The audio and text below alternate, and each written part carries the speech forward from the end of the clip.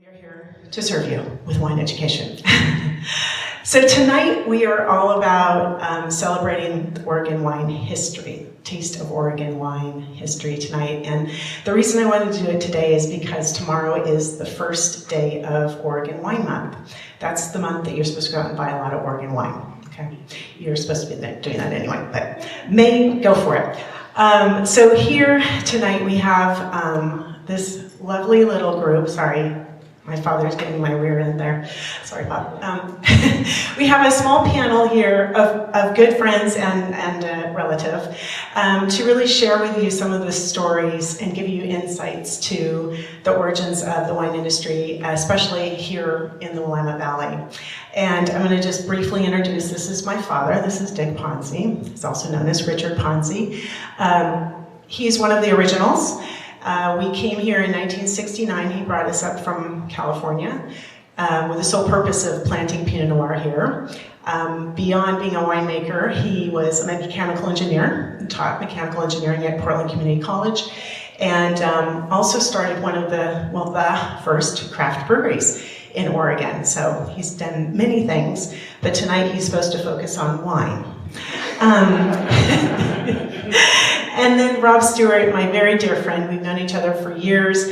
Rob has had a lifetime of wine. He started in origins in New York and then found his way to Napa Valley eventually, and went to UC Davis, started working at various wineries in Napa, then into Yakima Valley in Washington, Southern Oregon, and then about 14 years with ERAP until he started his own brand, which is Rob Stuart and Company, and is thriving under his own brand, which he started with his lovely wife, Maria, one of my best friends.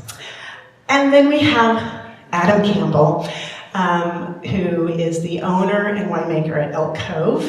And Adam and I share a lot in common because he's a second generation guy, and he was, like me, kind of towed around and told to work a lot, but he ended up taking the reins at Elk Cove and has opened up a second brand called Pike Road. He now farms 350 acres, so he's one of the largest vineyard holders here in the valley, and took on winemaking in 1999, right, from his dad. So lots of stories to share. We have a little bit of time to do it on, and I've asked Rich, who needs no introduction, the master of the Oregon Wine History Archives, to talk us through a night of storytelling. Take it away. Thanks, Maria. Thank you, everyone, for coming out. It's really nice to see everyone, and as Maria said, stepping out of the sunshine for a minute to enjoy our little library here. So my name is Rich Schmidt. I'm the director of the Oregon Wine History Archive here at Linfield. I've been here since basically the beginning of the archives in 2011. So Maria mentioned 1 year in higher ed and how long that can be. I've been here 14 years and 20 plus years in higher ed now. I know exactly how long that can be. For those of you who don't know about the archive, I'll just give you a quick little synopsis of what we do. We have a physical archive, which is how we started. It's right over there behind that wall, behind the fireplace. I love to give tours of the archive and show off the cool things we have back there. So if you are interested, there's information on everyone's chair. I'm also very easy to find. If you just Google the Oregon Wine History Archive, you will find me. It is a one-person department with a lot of students and interns, so I'm the person who you'll be emailing if you talk to anyone. We also do oral history interviews. I've interviewed all three of the people up here, a handful of people in the audience tonight, and hundreds of other people. So if you are interested in more conversations like this about Oregon wine, please check us out. OregonWineHistoryArchive.org has all of our video interviews. They're also available as a podcast through the Oregon Wine History Archive podcast on all the major podcast channels. There are 800 and some of them up right now. We are working on another busy summer coming up where we'll interview more people and have more stories. So reach out anytime if you have questions for us. If you want to see the archive, use the archive for anything, we're here to serve, like Maria said. This is the hospitality industry, and we're the academic part of the hospitality industry. So that's enough of me talking. If you have questions about that, come see me afterward. We're here to talk to these guys tonight about Oregon wine history. So let's get things started with a nice, easy question. We'll start with you, Dick Ponzi. Tell me about what initially drew you to wine. What was exciting about wine, and what caused you to kind of go down the path? Should I mention the story I told you? No. I don't think so. Well, we, let's see, my wife and I, Nancy, who is here, and my daughter, who's coaching me through this whole affair. Is this on? Can you hear me? It's not on. Oh, maybe it's not on. Okay. I thought it was. Hello? Okay. Thank you, Maria. I've heard that. So we, as my daughter mentioned, I went to a university and graduated as an engineer and decided to make wine. And why do we make wine? Because we took a liking to a grape, Pinot Noir. I guess we can start there. And the more we knew about it, the more we drank of it. We were engulfed in it quite a bit in terms of its history and where it's grown in the world, and drawing some conclusions that maybe Oregon, and the only reason we thought of Oregon is because we heard there was someone up in Oregon making wines, and that was Richard Summers, out of Roseburg. That was in the 60s, early 60s. So that was an interesting conversation with him in our trips to Portland, where Nancy has had parents retired. So we knew the area quite well. We knew that it didn't rain every day of the year, and we knew the summers were beautiful and the evenings were cool. So the more we learned about the growing of Pinot Noir, this looked pretty good. And having the notion, the idea with Richard Summers doing something, planting vineyards, to us thought there would be some possibilities of doing something for ourselves. So I think that was the bug and the notion of it. And so we had 3 children, packed them into a station wagon, and put whatever we could on a flatbed truck and came to Oregon. And we started a career, not knowing at all what the business was like. We knew what we wanted to do. We made wines for home consumption, and the background was that we drank wine at home a lot, as throughout my life. So this would be the most economical way of supplying that habit, I guess. But we picked a terrible variety, as we found out later. I mean, in terms of dealing with it, growing it, and making wines, it likes to be in its perfect place. And we learned that very quickly. And fortunately, I have to tell you that when we arrived in the late evenings with this flatbed truck and 3 kids, we also found that there were other people with a stupid notion as we had. And that is really serendipity. To us, I always relate back to that, because without the support of someone else, a group of else, whatever, I don't think we could have ended up as well as we have today. So we learned very quickly to teach each other, help each other, and that developed, I think, the early stages of sharing and working out problems together, and not that we were competing with each other, but it was a big enough problem to do it alone. So that's kind of, is that a long story to a short answer question? That's actually pretty short, all things considered, I would say. So why don't you pass it on down to Rob, and let's hear your origin story, Rob. What excited you about wine to begin with? Does this one work? Okay. Is it working now?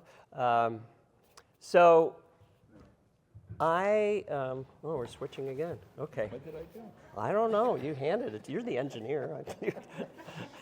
I was fortunate. I grew up in Buffalo, New York, and they're starting to make some okay wine there. But as a teenager, and remember, some of you might remember the drinking age was 18, so that means you start at like 14, 15. And, for me, it was 3-2 beer and Boone's Farm and stuff like that. And my parents had that wonderful stuff, Mateus, but they'd open a bottle and then it would be open for like a month or two and then they'd drink it again. So, you know, but I was very fortunate. I have a lot of 45-minute 2 pints of Guinness stories, so I'll try and keep it short. For $100, you could fly from Toronto, which wasn't far from Buffalo, to London, Heathrow, and my brother was going to school there.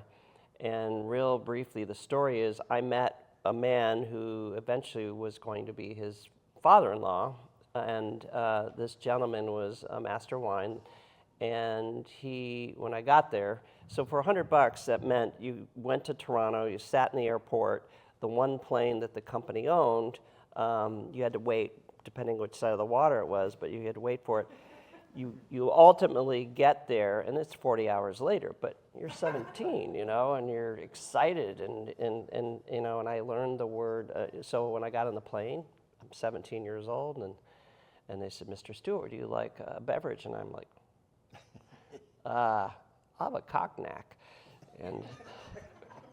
And 3 cognacs later, in a nap, I woke up at Heathrow, and my brother says, get in the car, we drive north about an hour, and we pull up in front of this beautiful old house, and we get out and we walk to the side garden, beautiful sunken garden, and you know, I've got a headache, but I'm exhausted, but the sun was blue or yellow, and the sky was blue, and the grass was green, and the fuchsias were out. And he says, wait here. My brother said, wait here. And he goes in this house. And 5 minutes later, out comes this short, stocky Serbian guy. And he had a silver tray and crystal flutes. And he said, Vatel bloody, I want some bloody Bollinger. And it was 61 Bollinger, which apparently was a great vintage. And all I knew was it was alcoholic and looked refreshing. And I said, sure. And that was my epiphany that wine could be good. So my whole path has been, how do I make sparkling wine? And I was a research tech in Houston. I had a degree in biochemistry, and I said, this isn't going to work because this is publish or perish. They don't drink a lot. Those biochemists are kind of stuffy. So I said, I'm going to California. I'm going to start a winery, you know. And I got there, and Ann Noble was one of the co-authors of the Aroma. I don't know if you know what that is, but it's 134 words that describe wine. And she took care of all the little, I call us lost chickens. She was like the mother hen. And I said, I'm here, and I want to start a winery. And she looked at me and said, do you have a lot of money? I said, no. Do you have friends with a lot of money? No. She said, you have a degree. Just go out and start working in wineries. So that's what I did. I took her advice. And the first one I went to was Hans Cornell. And if any of you know who that is, he made a lot of Method Champenois sparkling wine.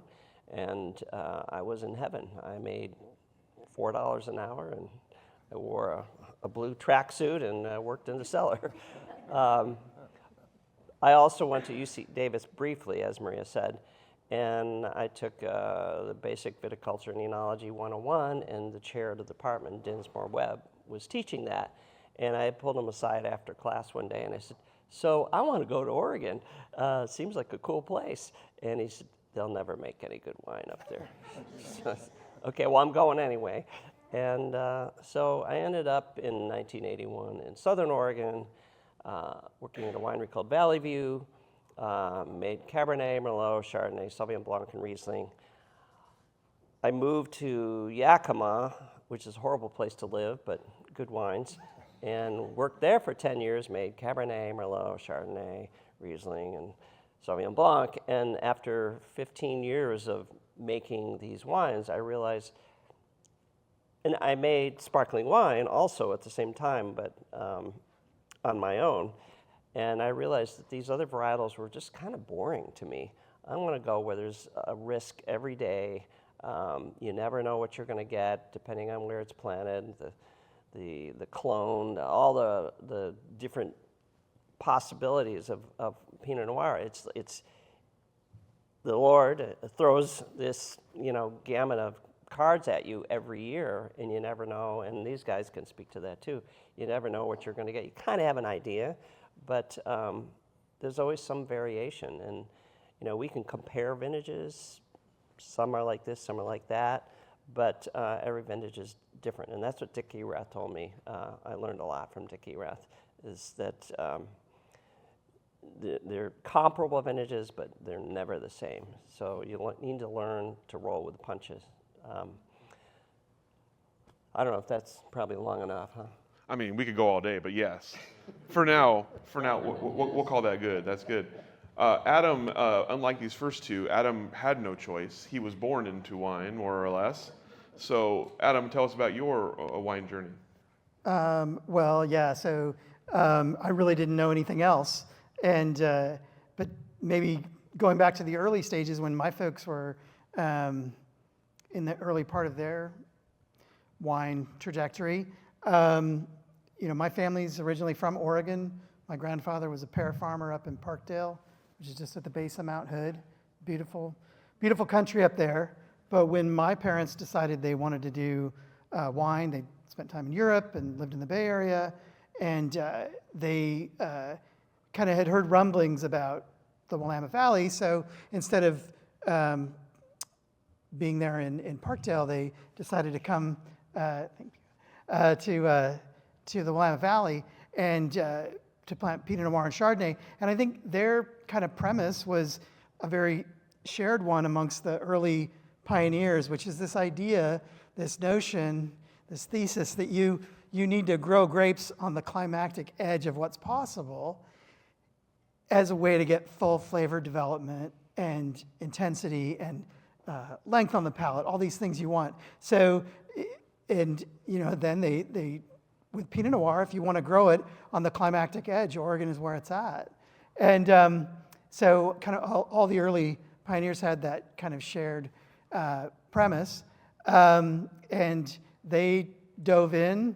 My mom more on the viticulture side. And then my dad learning winemaking, essentially self-taught. As a kid growing up in it, I mean, it was, like Maria said, all the second generation people of the pioneering generation all kind of had a similar experience, which is, it was a lot of work, and it was a lot of it wasn't your dream, it was their dream. I remember many, many dinners where we would be sitting around, and my mom is a very great, really good cook. And so we'd have amazing meals, and my parents would drink wine, they'd let us taste, but at some point in the meal, my sisters and my brothers would turn to my parents and say, "Can't you talk about something besides wine?" Because it was just, for them, it was everything, and the only thing they wanted to talk about. And for us as kids, it was a bit painful. I think that about those early days, though, as a adult now, and thinking about all the things I learned from those conversations, and it was really impactful. And I feel very fortunate that I was able to kind of grow up with that. My journey, I kind of pushed it away and studied something else. I have a degree in political science from a liberal arts college, a lot like Linfield. Not nearly as good. And I think, what I learned is if you learn how to learn, you can learn anything. And I saw that in my parents, my mom learning how to grow grapes, my dad learning how to make wine. And I thought, okay, well, if they can do that, I can follow in their footsteps. I will say that of that pioneering generation, they're, as a group, a pretty quirky bunch of folks, I would say. And I know certainly going to the little grade school in Yamhill, I thought I was like all the other farm kids. We were definitely not like the other farm kids. So they were a quirky bunch, very highly educated, very smart. And one of the things that I think they don't get enough credit for, or people don't realize, because there's a lot of discussion about working together and helping each other and just going in for the cause, but they're all passionately entrepreneurial. And I think that's probably the one thing that I learned the most from that generation is you got to push things. If you want them, you got to go for it. And so for me, I took over winemaking, but I also run a larger business than my parents ran. We have 50 employees, farm 350 acres, and I just feel really fortunate that I get to pick and choose exactly what I want to do within this business, and it's kind of leaned more into production and then managing really good employees. So, yeah. So Adam, let's start with you on this question then.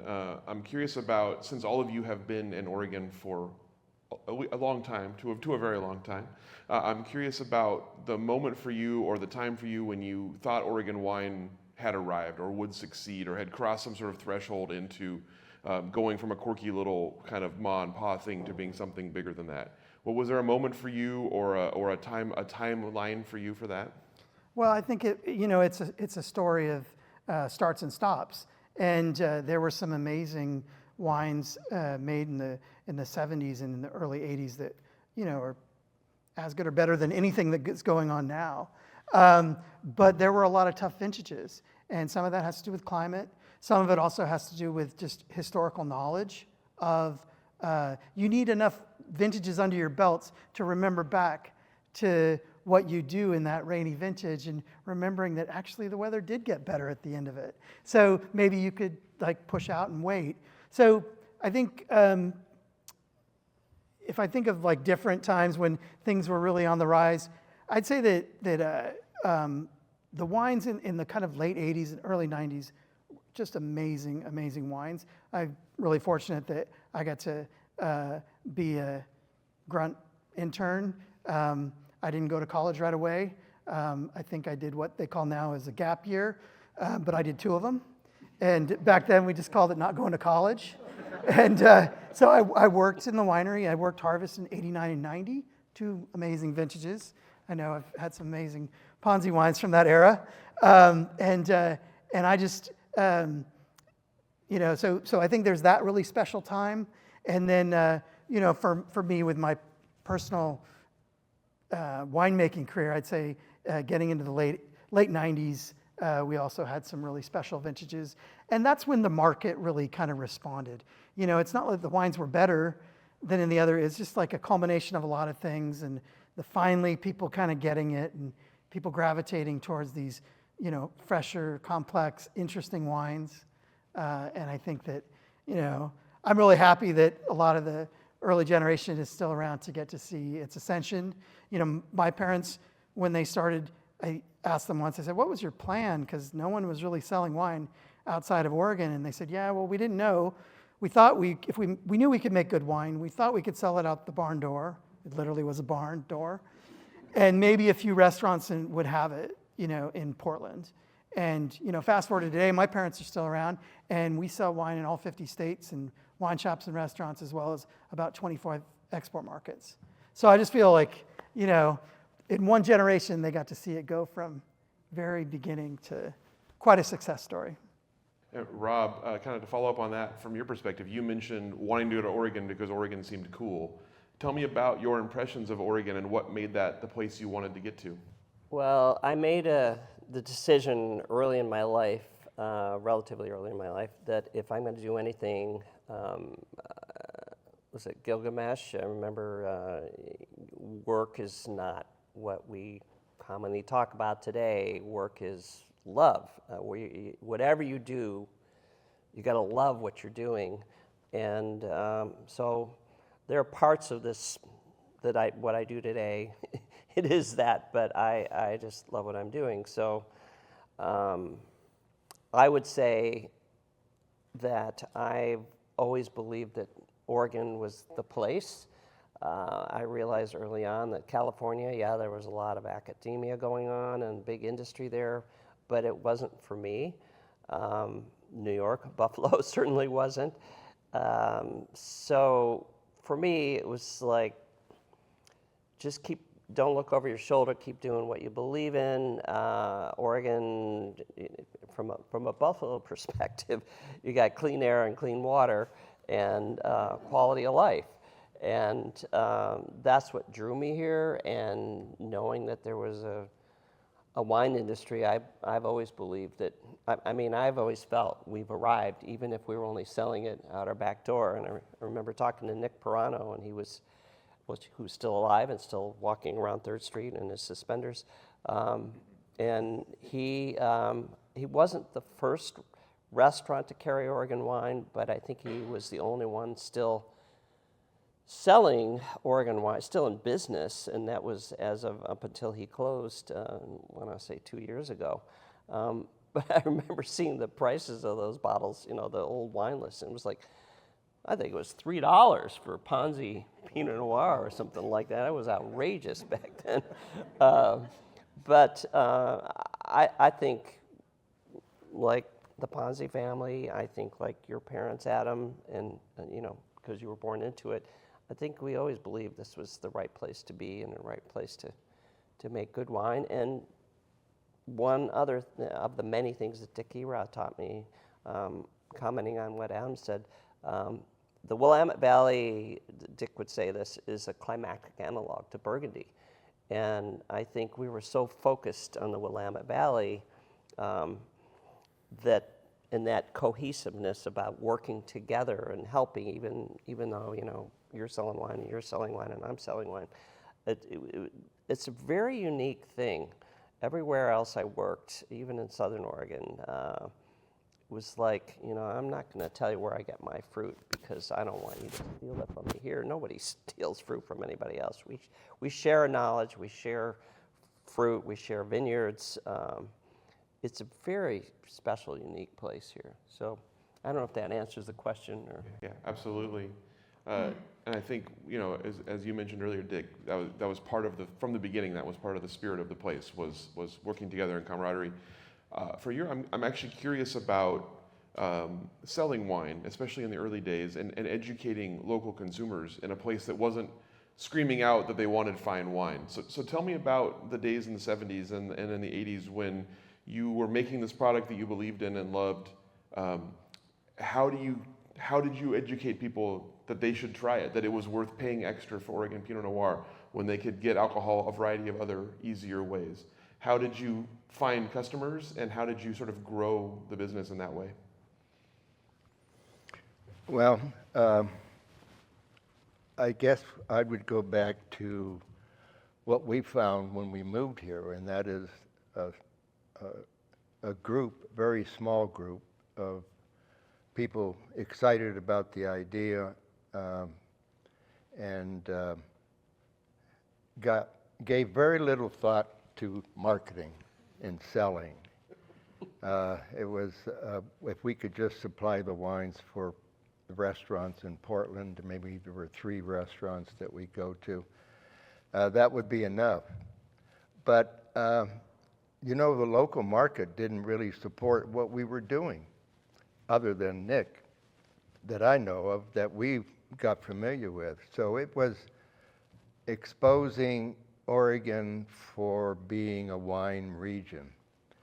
And we went through a lot of processes together. I mean, I could name 10 wineries that, right off the cuff, that were always involved in the making of the wines and not giving too much cause to, this is in the early days, you know, you plant your vineyard and you wait around for 3 or 4 years, and then you can think about having a liquid to sell.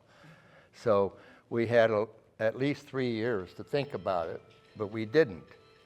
I'll tell you what we were doing. We were thinking about the problems of making wine. If you had to make a choice, and I'm going to get into clones of Pinot Noir a little bit, because our wine that we brought tonight reflects a little bit of what we went through. But so we had to pick a clone of Pinot Noir, and nobody in Oregon was growing Pinot Noir, so we had to, you know, we had to go down to California and see if they had anything in their shelves, and a clone was selected. And so once that was done in our minds, I think, at least my mind, Not that I was thinking much, but we thought we had the clone that would give us the best. It had a French name to it, you know, we called it Pomard, and that's French. That's as close as we could get to being French, is naming the clone. All right, so we had the clone, but then we said, you know, there's more to this wine thing than just the grape. Okay, we have the grape now. Now we're going to go down to California and buy the plants, bring them up here and put them in the ground. And then the question is, how do you plant the grape? You know, none of us were vineyard owners or knew anything about vineyards, so, but we were all well educated, right? Well educated, and we could read. And so anyway, so planting the grape was a big question. How do you plant? How close do you plant? Well, I saw plants that were very narrow. I know, but I don't see any tractors that are very narrow. Oh, well, maybe we'll widen the rows a little bit just so we'll match the tractor. So that was the John Deere spacing, basically, at the time. Okay, so that was one issue. We covered that off. We're planting the grapes. And then spraying and all that detail came up gradually. But then, again, we didn't think too much about selling, although we thought we had wineries. You know, even though we planted the grapes and we had a building, a barn, we realized that when that grape was made into wines, we would have to design a label, design a bottle, design, well, how to bottle it, that was all right, pretty basic. But people were going to come to us, they needed to know the route. So we made literature. We actually printed literature that would tell people how to get to the wineries, because there weren't great roads that would take you to the wineries. One thought I remember was a busload of people. That was pretty exciting. And they would come down this gravel road and they would turn right up to their barn and not think about how to get out of the road, make that turn. Well, they saw a route down the vineyard. Oh, maybe we can go out that way. And once you get to the end of that road, there's no way out, so you had to back up. So there were a lot of problems about bringing people to your place for selling. And then beyond that, let's see, some of the other problems were, so how do we market the wine? So we made the brochures. The women of the wineries would get together. That was their job, to make directions to the winery. And so that was a big step in terms of promotion, together. We even went to the legislature, and that was kind of exciting. Why did we go to the legislature? Well, we went to the legislators to help us, first of all, not to tax our wines when they became products, but give us a break. You know, don't tax us until we get successful.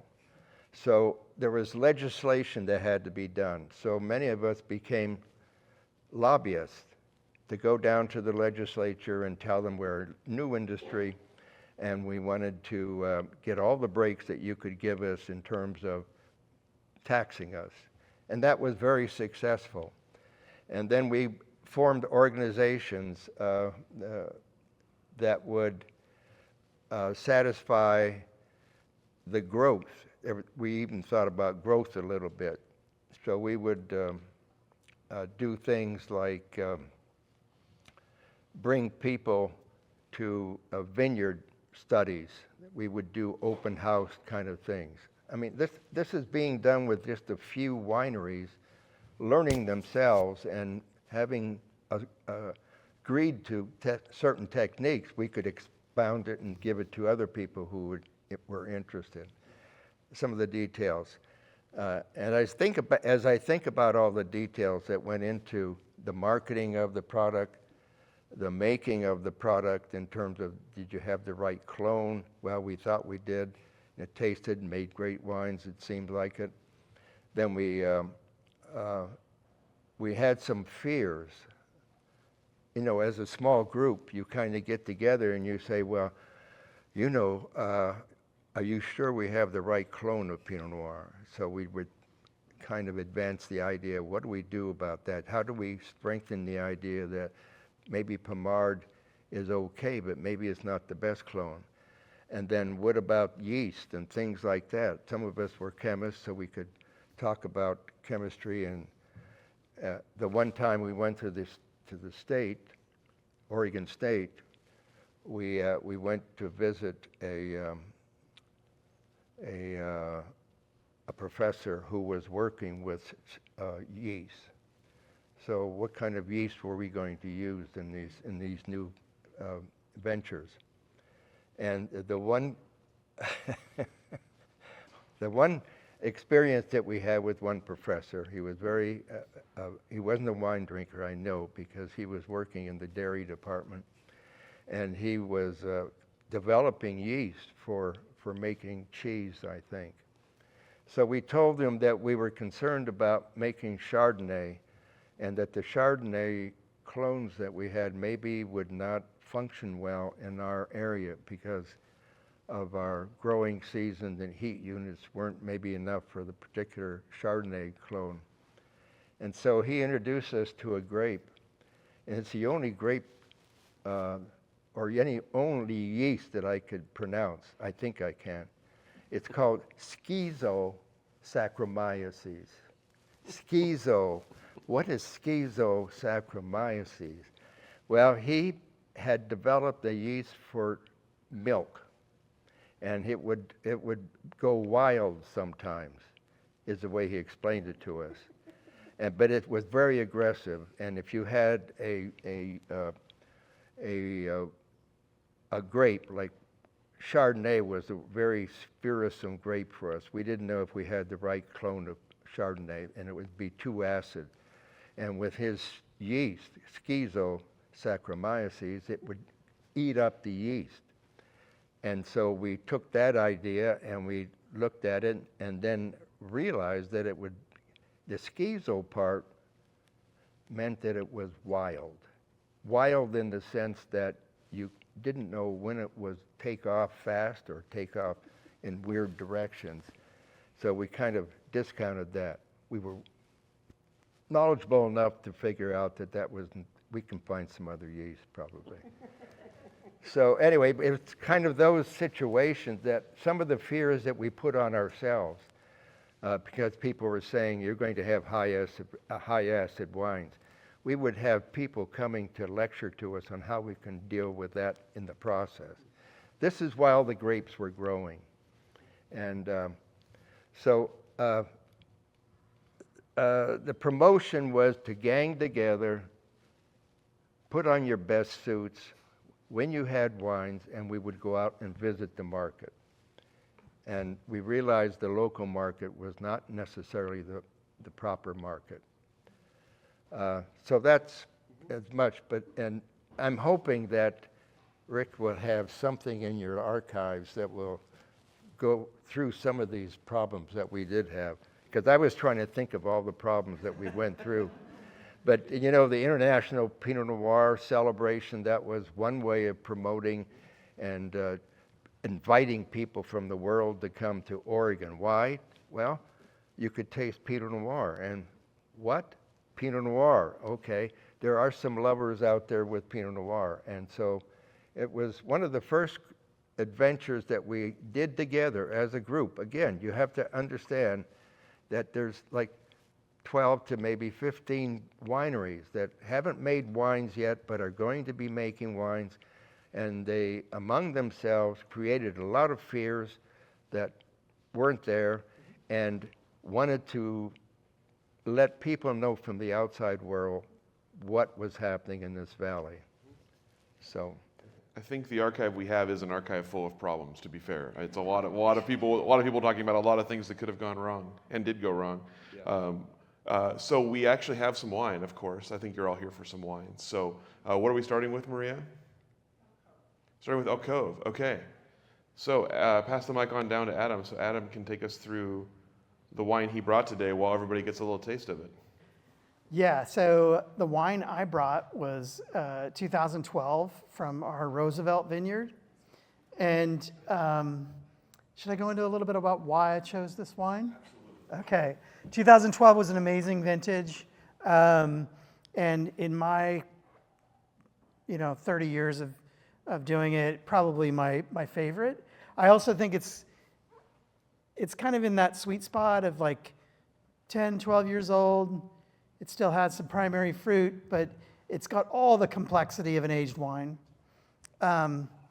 So I definitely wanted to show something special that was from our wine library. I chose Roosevelt in particular because this is a vineyard that my dad and I planted together in 1993. When I was kind of coming back, I'd spent a year in Australia and came back to work with my folks and finish up university. But it's only a 3-acre vineyard. And the early years, in the first, I think 3 or 4 years, as young vines, my dad and I pruned it together.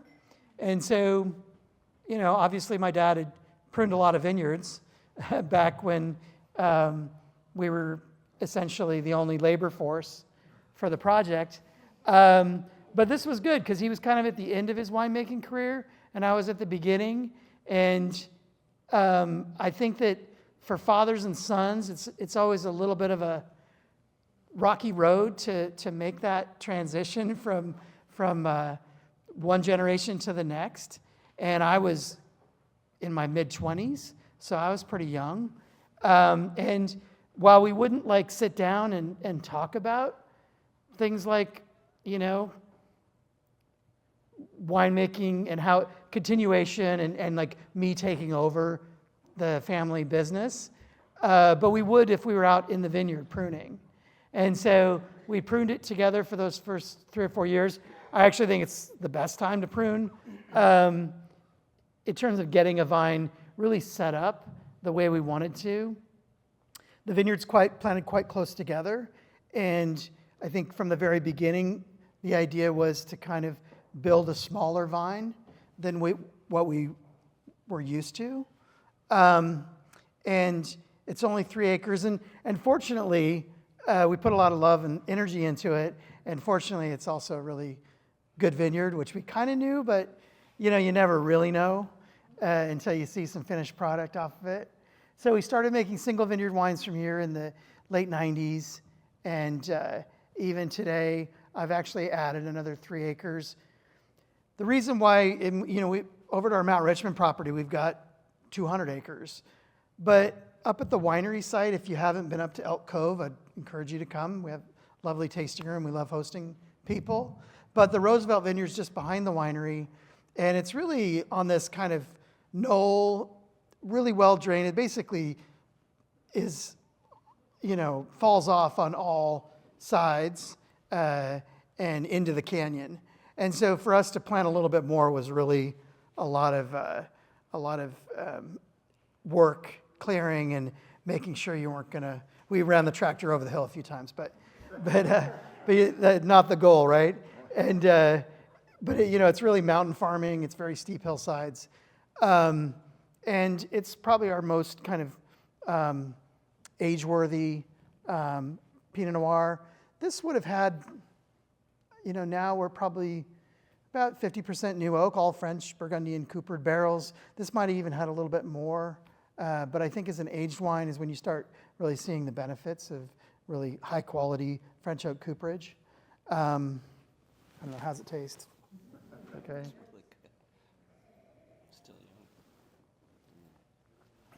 Yeah, it's got some, obviously it's got all that complexity from being an aged wine, but it does. You feel like it'll hang on there for another 10 years as well. So, yeah. So I'm curious, when you taste a wine like this, what do you think of outside of the wine itself? What does it remind you of? What do you think of the vintage? Do you think of the people you're working with? What does it kind of evoke in you? Yeah, I think of the vintage. I was,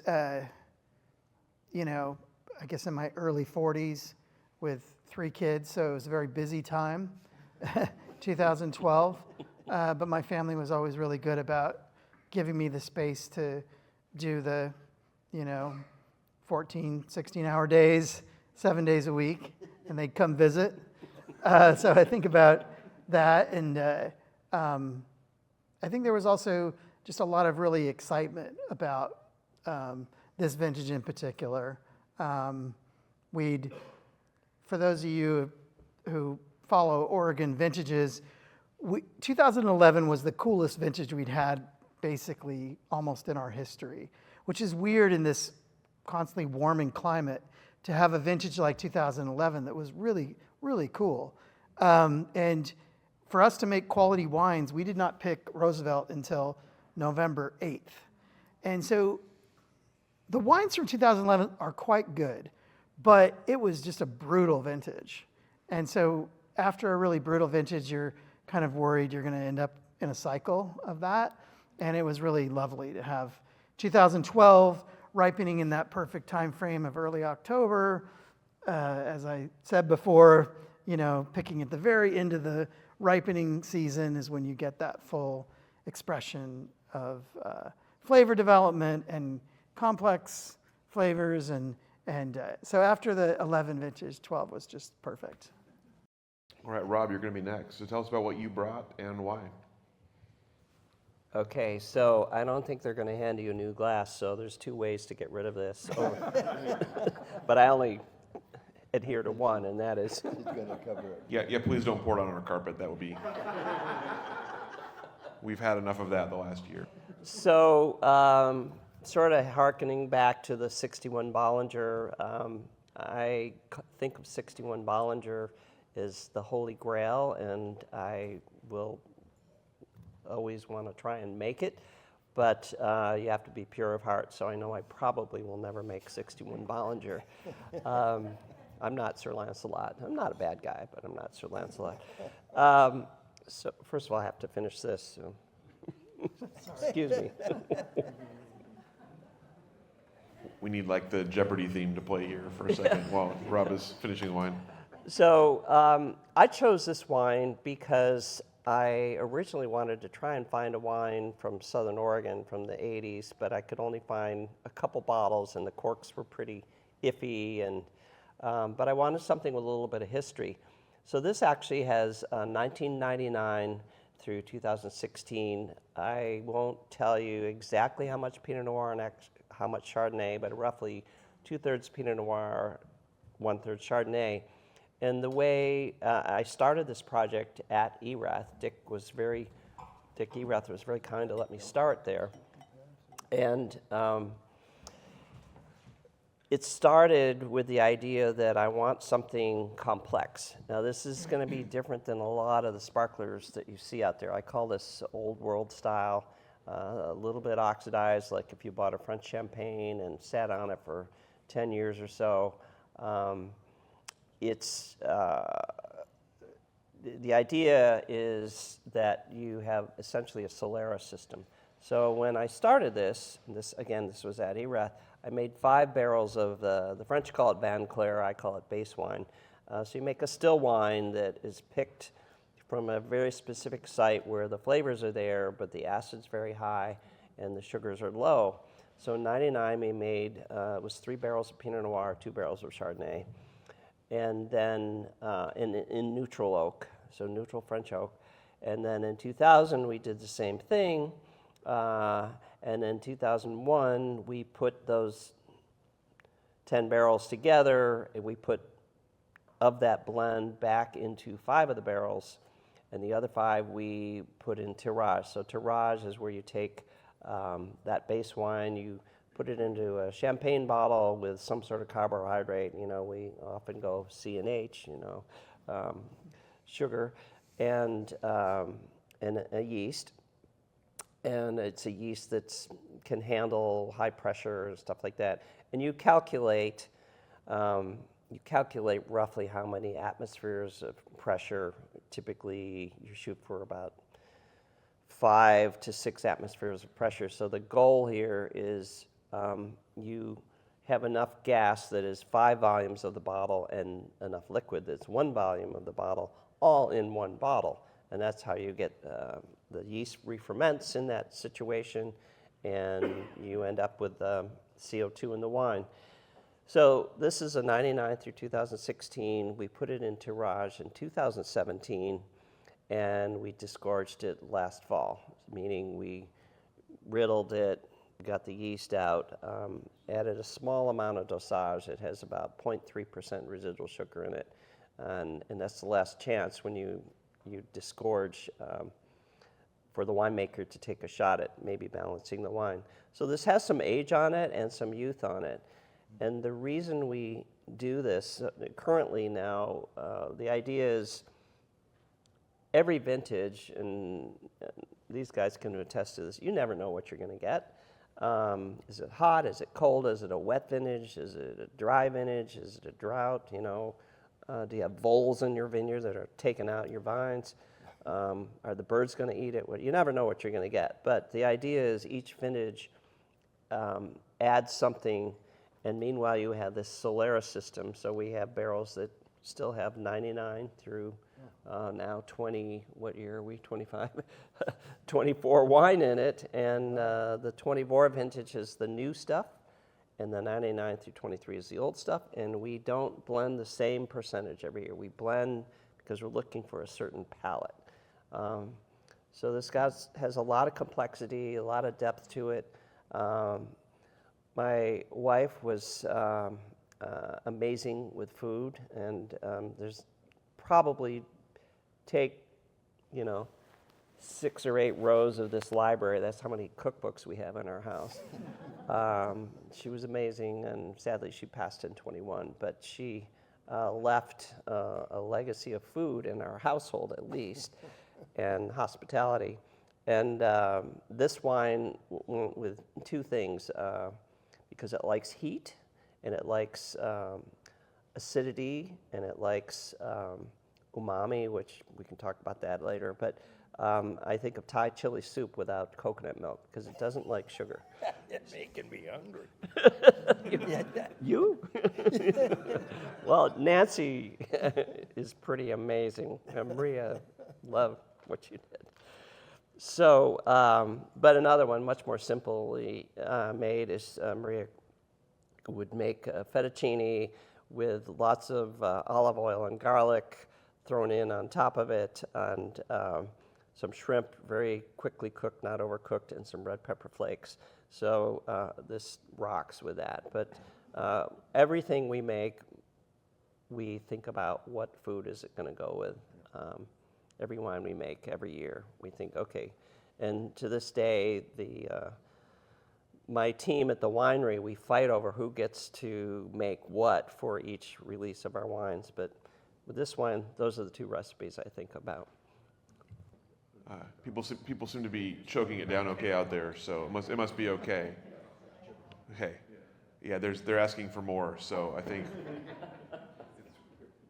maybe a little doggy bag to go.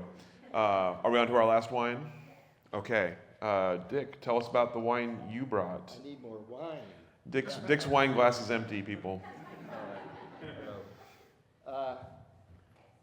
Well, I brought a wine. It's a pretty old wine, and I haven't tasted it in all these years, so I'm going to experience it with you. But why did I bring this wine is because I was talking about clones a little bit earlier, and there was a time in back days that we questioned ourselves, did we have the best clone for Pinot Noir? And so Pommard seemed to be pretty nice. It gave us a nice color, and some intensity, had a French name. And so we did a study, and with the help of Oregon State, believe it or not, for the first 10, 15 years, we always tried to incorporate the university. They didn't do much with wines. They did a lot of work with fruit berries and fruit wines. But with the Schizosaccharomyces that I talked about, they really turned their heads, and they finally looked at the industry and accepted a not very knowledgeable winemaker to work on staff at the university to work with Oregon wines and with grapes, basically. And so his name was Bernie Watson, and he was very good, a young fellow, and it really gave us a lot of support through the university, and that was in the early 80s. So the first project we worked with him on was to determine if we really have the right clone. And clones can differ by many things: color, vigor, just flavors, of course. And so we went as an industry again. This is a group of small people, small group, not hundreds of winemakers, but more, maybe 30 at that point. And so Bernie's responsibility was to get cuttings of all the clones coming out of Davis of Pinot Noir. Now, clones, you know, are like children. They're all humans, but they have different characters. And so he, without making selections, he would took all the cuttings, some 20-some cuttings, and they were propagated and planted in 3 sites. One site was our site, one site was with Dick Erath's site, and one was at an extension service in Salem.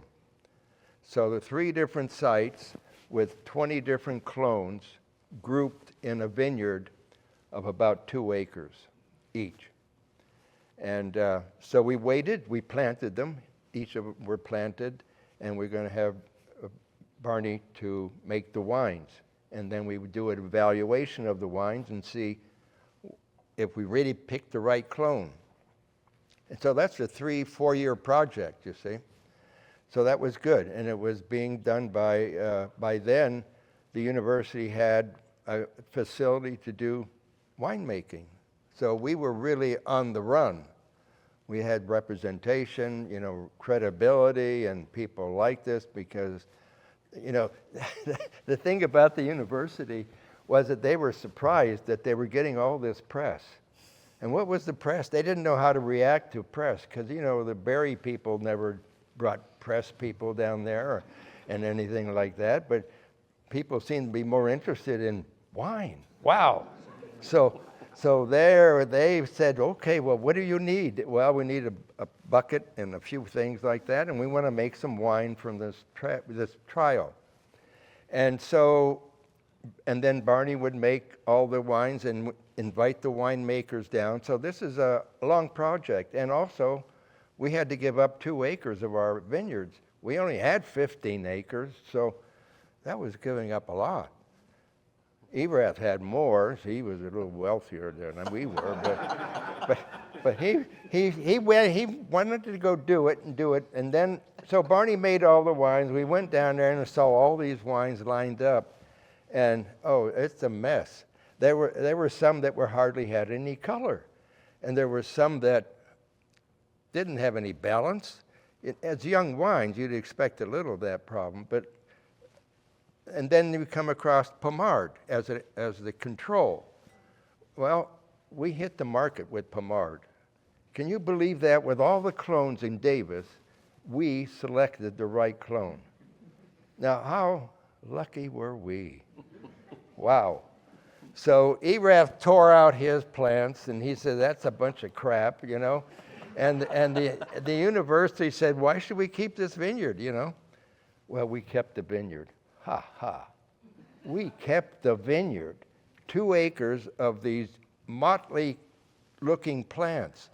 Now, I have to tell you that if you walk through that 2 acre vineyard, you can see the real proud guy, flourishing with a lot of vigor, and you can see the handicapped guy, I'm talking about vines, really sickly and hardly having any canes on them.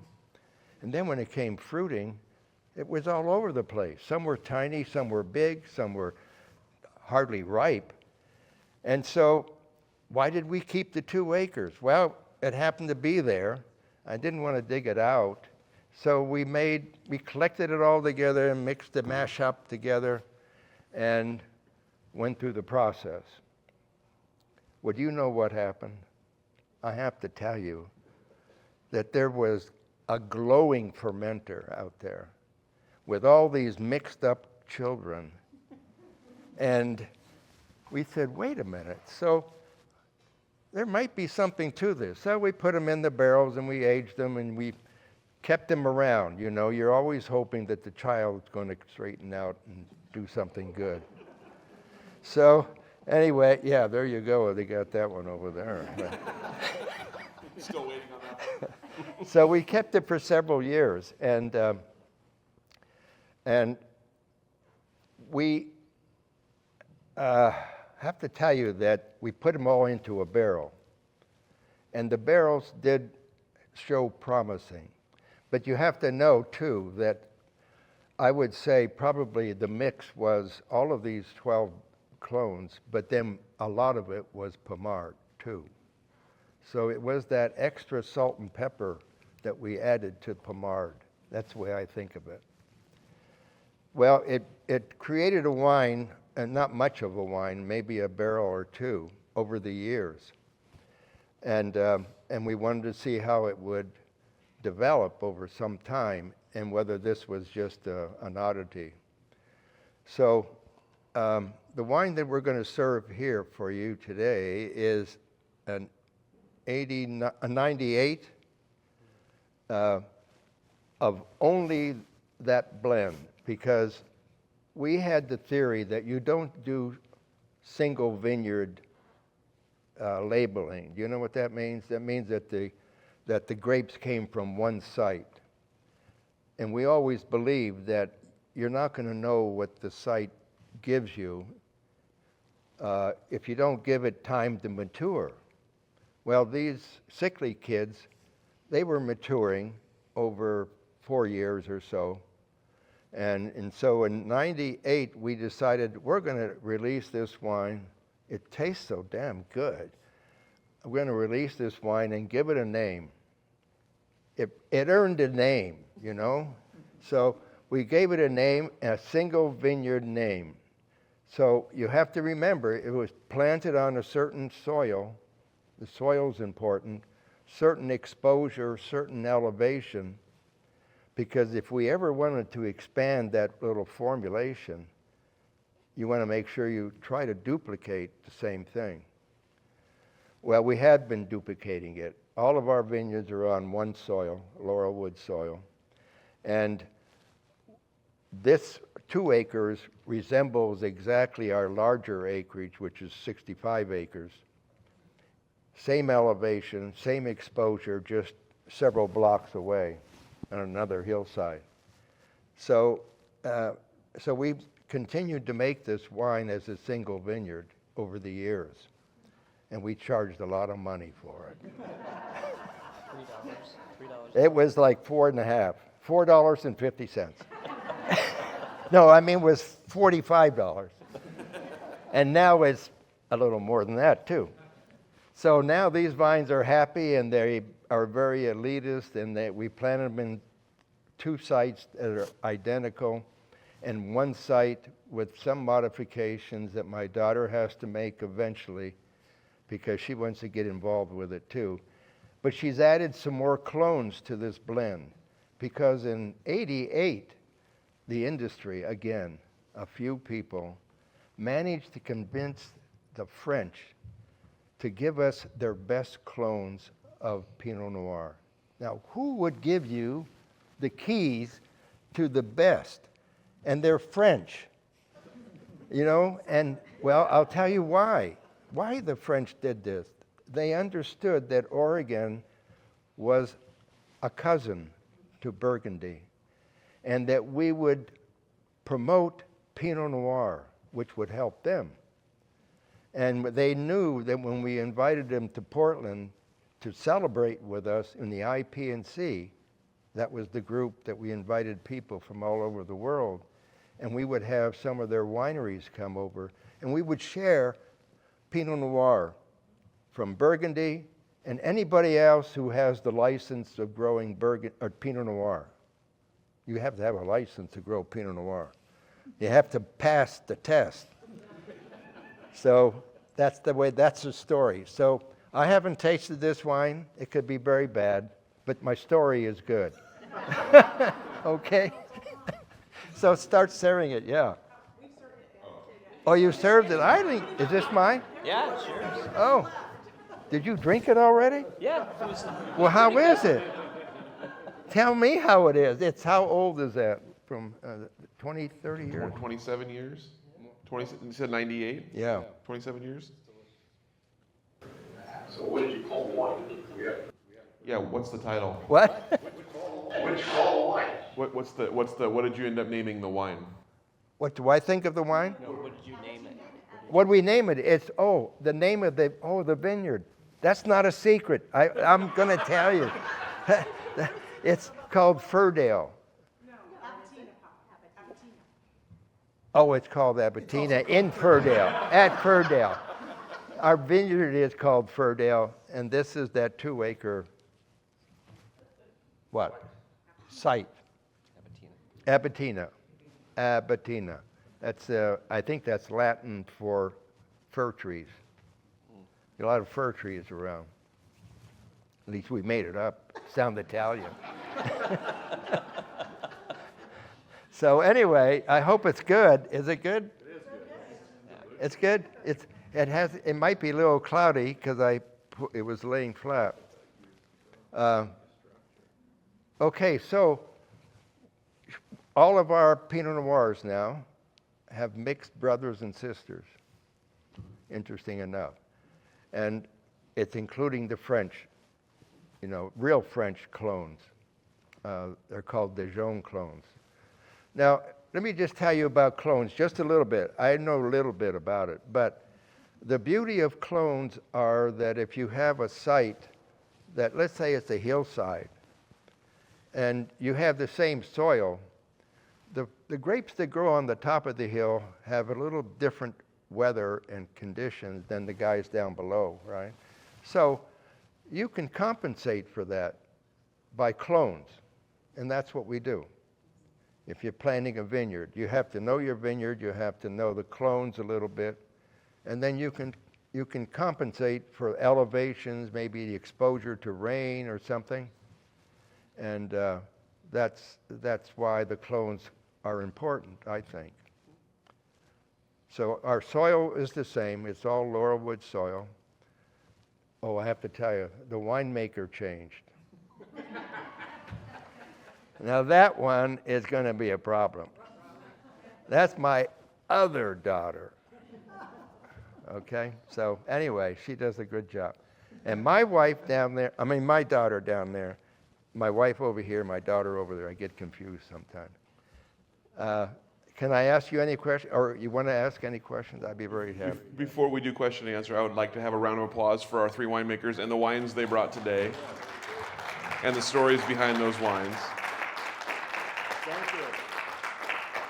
I think it's one of the cool things now, having been in the archive as long as I have, we're getting to the point now where we have old Oregon wines that people can taste, and I think and that's something that's so valuable for people who are learning their palate, for students who are getting excited about wine, to not just be able to taste Pinot Noirs that are 2 or 3 years old, but now being able to taste Pinots and other wines that are 20, 30 years old, and seeing what Oregon can do with aging.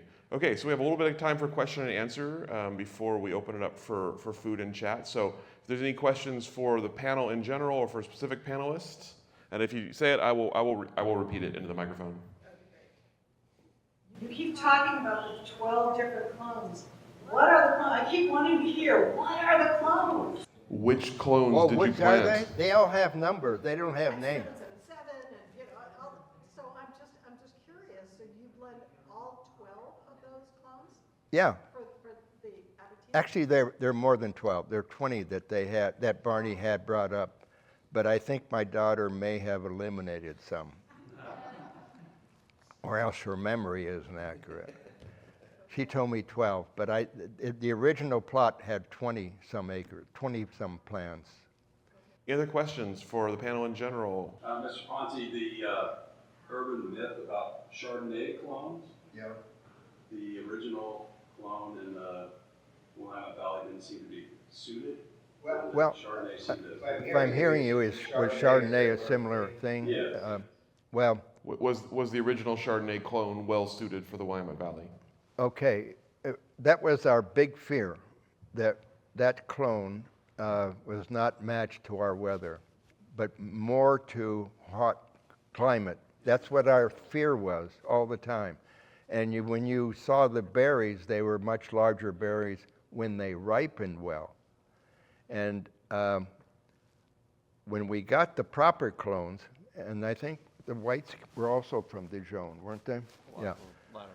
It's a world apart. Beautiful, beautiful little berries, ripen right on schedule. You see, all these varieties that we have, Pinot Noir, Chardonnay, and Pinot Gris, which we haven't talked about much, Chardonnay should have ripened earlier. And it never did for us because the damn thing was just growing and growing, waiting for sunshine. But it might be better down there. No? Oh, okay, I don't know. Yes, back there. We have unusual weather this year. Like almost summer has arrived early. So how will it affect your wine? How will this year's climate? How will it affect the wine as you're looking ahead? Relatively early bud break. We're in this weird position now where for the next 2 to 3 weeks, you all have to cross your fingers for us because we've had a little bit of frost, and this is when it could get really brutal, like we saw in 2022, where we had vineyards that, we probably lost 10, 15% of our crop due to frost. And that's one of the things about the climate changing is, having an earlier bud break. It sounds like a good deal in Oregon, but we definitely got to get through the frost period. What we're seeing now is the ground's very dry. But that doesn't mean that we're, usually in the old days, you would essentially get into mid-June and you'd have, the soils would be full moisture. And I don't think we're going to get that this year. So we'll probably see a somewhat earlier harvest, which could be good. I don't know. What do you think? It's like playing poker every year. You get dealt a hand and you got to play it with what you've got. And 22, it was interesting. Our vineyard in the Old Amity on the west-facing slope is all Pinot Noir. It's 7 clones of Pinot Noir, and the vineyard manager said, you got 80% kill, and I said, what? And I had just been out there the day before, and there was no bud break the day before. So how did he know that? And I know about bud kill because my time in Washington, we would about every third year have killed buds, and we'd go out and start slicing into there. And each bud has a primary, secondary, and tertiary bud, and it's sort of an evolutionary thing, is my theory. But I went out and I found like 2 primary buds that were dead, and everything else was fine. So I said, I don't think so. The Chardonnay, a lot of Chardonnay got wiped out that year. And I don't know if it was more Chardonnay than anything else. Yeah. And it's because the Chardonnay clones or whatever, but the Chardonnay in general just budded out maybe a week to 10 days earlier than most of the Pinot Noir clones. So that year, everybody were all talking to each other and like, did you have, bud kill? What's it look like out there? And we're seeing very slow development, and we're thinking, this is all due to, something happened because of the frost. Well, it turns out that particular May, we had, I can't remember the number, but a very small percentage of heat units. And what happened is things just didn't grow very fast because it was cold and wet. But a lot of us initially, so all summer long, typically you go out there and you're thinning out shoots and maybe thinning clusters of grapes because you're sort of planning on a certain target of volume from a vineyard. And a lot of us said, we're leaving everything on the vine because we know that a lot of it was killed. Well, a lot of it wasn't killed, especially in the Pinot Noir. And so a number of vineyards had way more crop than they needed by the time harvest came around. And so you never know, is God fooling us or, or messing with us? But it's just another one of those lessons like we're all talking about. Every year you get an experience, and as Adam said, you need a few years under your belt to kind of read the vines and know what's going on and just say, is this a good year or a bad year, or things are early or things are late? You really don't know until you pick those grapes how good the year was.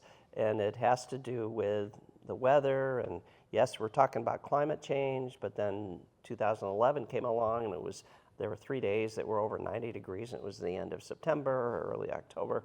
So you just never know until what is it? Something about the fat lady singing the blues. Is it a good year or a bad year? You kind of have an intuition. And I often, for many years, have made an analogy. It's like in The Wizard of Oz. And every day you open the door and you walk outside and can you go left? Can you go right? Do you go forward? And you don't know, but you take your best intuition and you start walking one of those yellow brick roads. And if you're lucky, you end up with a good vintage. And if you're unlucky, the flying monkeys come and screw with you. So. Boy, that sounds risky, doesn't it? Flying monkeys, that's a new one in Oregon wine. Another problem to worry about. Time for one more question, and it'll be yours right here.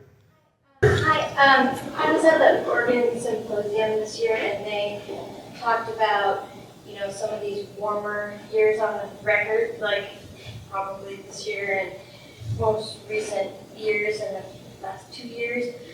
They talked about maybe having to diversify your crop. Just wondering if Pinot Noir down the road, like 30 years from now, might not be the ideal variety. So the question is, with the warming climate, if Pinot Noir will be the variety going forward, or if we'll start to diversify? Well, I guess that's your choice, but using the knowledge that we have, you don't want to shorten your growing period.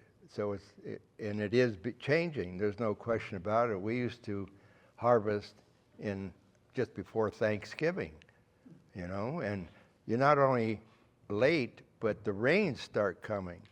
So you get a lot of dilution and a lot of problems. I would say, as an old fella here, that this is a lot easier now. So climate change really has shortened, but it also could affect your fruit, right? So if you want to stay with Pinot Noir, you better find elevations that are higher, and now north slopes are kind of interesting. So you have to moderate a little bit and stay with Pinot Noir. And maybe some clones might work better. I don't know. So in the industry, we talk about two Dicks and a Dave, and this is one of the Dicks right here. But Dick Erath used to say 250, 300 feet to 600 elevation, south, southwest, southeast aspect, volcanic soil. It's a slam dunk. It's going to be a good spot. Now we're seeing vineyards that are planted up to 1,200 feet. And so that is, it's like politics today. I'm not going to go into that too much. But things are always changing, and you got to be ready to change. If you stick yourself in the mud and say, I'm not moving, you got a problem. But, I'm an old... You're an old fart, too? Yeah, Maria called me, you're old, too, when I walked in. But I'm going to be around for a while, just like this guy's going to be around for a while. And You want to believe in Pinot Noir because that's what has really set us apart in this part of the world. And we're going to modify probably until we can't modify anymore. There's a lot of clones out, a lot of varietals out there. I'm intrigued by Tempranillo, but I got burned by that. I was making that back in 2012, thinking that was a good idea, trying to make it like Pinot Noir, but there's a market issue there. You know, there's $12 Tempranillos out of Spain that are terrible, and there's $50 bottles that are okay, but they're not Pinot Noir. So I'm going to stick with it, thinking about elevation, thinking about clonal selections. The Swiss clones, Mariafeld and Badensville, that I am familiar with, they do very well in climes south of here that are warmer. So they're, as Dick was alluding, those are options. And there may be other clones. And the other side of it is the history of developing yeast. Now, we use, and I can't speak for these guys, they could answer it, but we now use yeast that we develop every year from the grapes that are out there. But the history of developing yeast was all about efficiency, getting as much, you know, alcohol per ounce per gram of sugar out of it. I'd like to see at OSU, wherever, developing yeasts that are not efficient and produce low levels of sulfite. So, you know, there's from production of wine to growing a wine to selling a wine, there's always an opportunity. So Adam would be really good at answering this. It seems like, you know, it's still Oregon, Willamette Valley is still the coolest climate that's growing Pinot Noir in North America at a relatively large production level. So we're still cooler than anywhere in California in terms of our ripening at the very end of the season. But someone the other day said, you know, as it gets warmer, you go up or up. And I thought that was a good thing. Like, you either go up in elevation, which we definitely have the ability to do here in Oregon. Our newest vineyard is going to be our highest elevation vineyard that we purchased a year ago, bare ground. But or I guess go farther north, but it's probably easier to stay here and just go up in elevation. So. Can we have one more round of applause for our panelists? I'm giving it back to the MC here. Well, again, thanks, Rich. Can we give a hand to Rich, because he just had to pull this off together. Thanks, guys, you're great. So we have a little bit of, well, we actually have a lot of appetizers because half the team didn't show up. So lots of food for y'all. No. And some leftover wines, again, because we didn't go through all the wines. So there you go. So the beautiful wines are here. We also have the Wildcat wines, which are wines that are made for Linfield University by Maestara Winery. And so you can have those wines as well. And I want to thank you all for coming. We are kind of concluding our events for the Wine Studies program for this year, but we will be back in this fall. See, I'm still learning.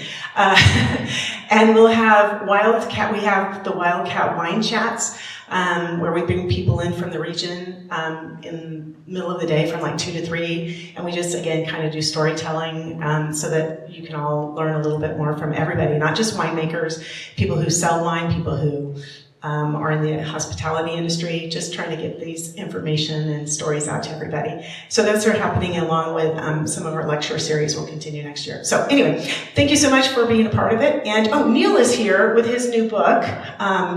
I think it's debuting this evening. So you're welcome to take a look at Neil's book. And I brought my little book, which is Pinot Girl, which tells the story of what it was like growing up. Because Adam and I have a lot of stories to tell, and so I put mine together there for you.